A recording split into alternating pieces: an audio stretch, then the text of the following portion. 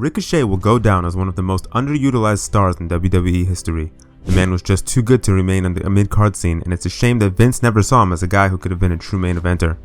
Fans believe things would have gotten better when Triple H took over, and while Ricochet began seeing consistent booking, many were shocked to find out that Ricochet was set to leave the company for good.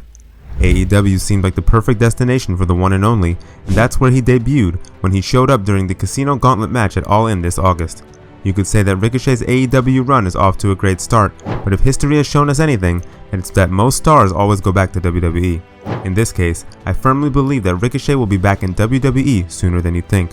So today, let me explain why I think Ricochet won't be staying with Tony Khan's promotion for long, right here on JRSlobberKnocker. Let's get right into it.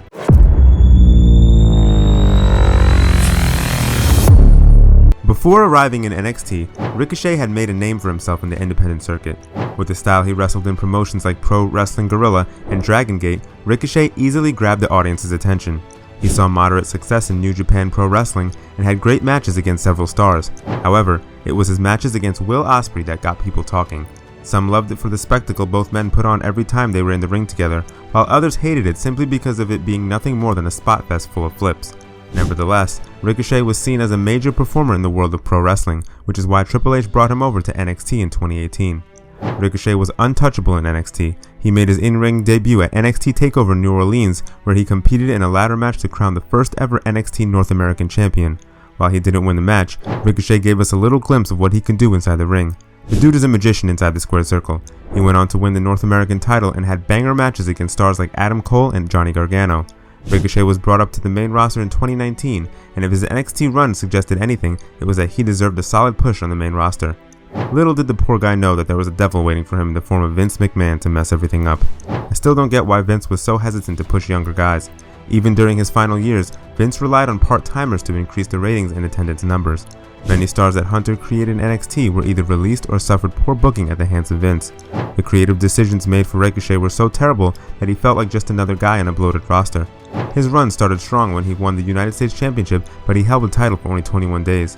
The more time that went by, the more it became clear that WWE had no solid plans for Ricochet, and that must have hurt Ricochet as the dude signed a 5-year deal in 2019. It's hard to even remember anything memorable that man did in the Vince era. He was booked as a loser for the most part.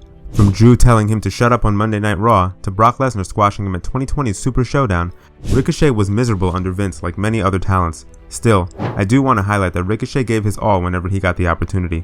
Whether it was getting someone over or pulling off insane feats in the Money in the Bank ladder matches, Ricochet didn't let any opportunity slide. When Vince stepped down and Triple H took over, Ricochet began seeing better booking. There were performers who weren't utilized as well under the previous administration, but were being put over big time under the new regime. You could see that in the form of stars like Chad Gable and Finn Balor.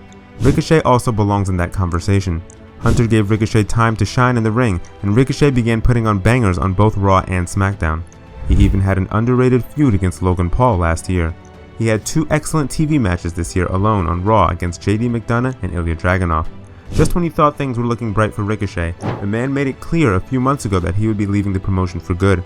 On first thought, it surprised me as Triple H clearly loves the guy, which is why he was being pushed well. On the other hand, I get why Ricochet chose to leave the company. The poor guy was wasted all those years due to terrible booking, and by the time Triple H took over, there were younger stars in the company who were ready to take Ricochet's spot.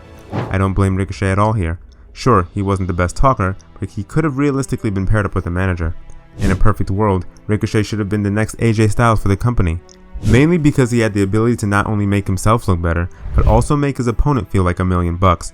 Ricochet made his AEW debut at All In during the Casino Gauntlet match. If there's one thing Tony Khan knows how to do perfectly, it's making a debut feel like a big deal. Ricochet came out to a loud pop, a great theme, a whole lot of pyro, and the dude looked happier than ever. Ever since then, Ricochet has had matches on Dynamite against performers like Kyle Fletcher and Sammy Guevara.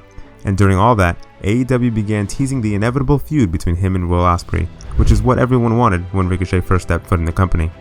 But here's where the problem begins, and why I feel Ricochet's AEW run isn't going to be as long as you're expecting it to be. A match between the two has been announced for the Dynamite 5th anniversary show. It's great, but why isn't it happening on a pay-per-view? More than that, why is the company rushing things instead of building it properly? Tony Khan hasn't been focusing on long-term booking for some time now, and it has deeply affected the quality of his shows.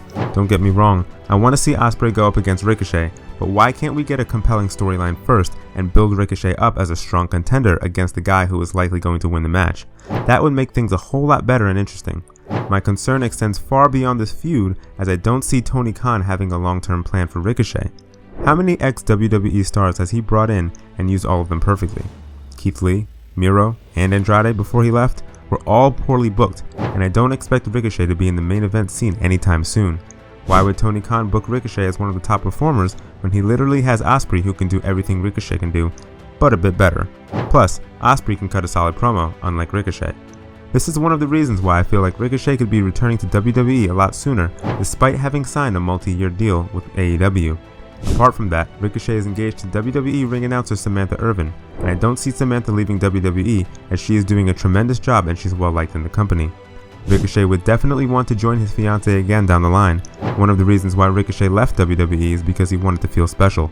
How can he achieve that when the AEW roster is bloated to the point where it can be hard to stand out among performers who are just as athletic as him? The WWE roster is stacked too, but it doesn't come anywhere near what AEW has to offer. Ricochet could reinvigorate his career by performing in New Japan like other AEW stars, but all signs point in the direction of him returning to WWE at some point. Till then, let's hope Ricochet gets to shine in AEW in solid programs. So, there you have it, folks. Do you guys think Ricochet would do well in AEW, or are you too expecting Ricochet to return to WWE in the future? Let us know in the comments below, and you might also want to check out our other awesome videos on the channel. Make sure to subscribe to JRSlobberKnocker for more.